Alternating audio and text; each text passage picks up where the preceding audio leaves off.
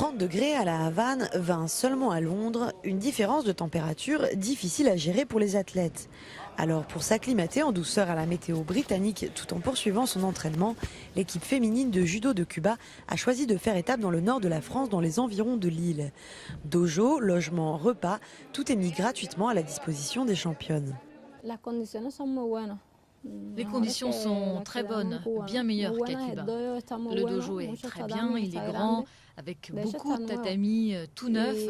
On a vraiment un très grand espace. Et l'hôtel, on ne peut pas être mieux qu'ici. Évidemment, l'argument financier a pesé dans la balance au moment de choisir le lieu d'entraînement pré-olympique. Cuba manque cruellement d'installations sportives et Ronaldo Vecchia est catégorique. Sans ces stages de préparation gratuits, ces filles seraient moins performantes au JO. Ici, grâce à l'amitié des organisateurs et de l'hôtel, nous séjournons gratuitement, ce qui nous permet d'économiser pour participer à d'autres tournois. Parfois, nos finances ne nous permettent de participer qu'à un tournoi par an.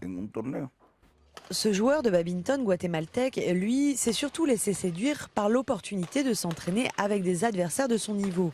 Alors que son pays compte très peu de licenciés, ici, dans le Pas-de-Calais, il peut affronter les meilleurs joueurs européens. Je suis venu ici parce que non seulement les installations sont magnifiques, mais aussi parce que la majorité des meilleurs joueurs mondiaux s'entraînent ici. D'une part, ça me permet de faire de bons matchs, mais en plus, ça me donne une idée de la manière dont ils joueront au JO.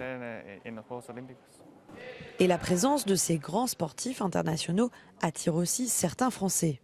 Avant les compétitions importantes, maintenant l'Europe essaye de faire jouer ses meilleurs joueurs l'un contre l'autre, même si on risque de les rencontrer au jeu, là par exemple, pour essayer d'être meilleur contre les Asiatiques après, pendant les compétitions, parce qu'ils dominent la discipline. Au total, les différentes collectivités territoriales ont investi plus de 600 millions d'euros pour devenir base arrière des Jeux de Londres et accueillir ainsi des athlètes venus d'une cinquantaine de pays.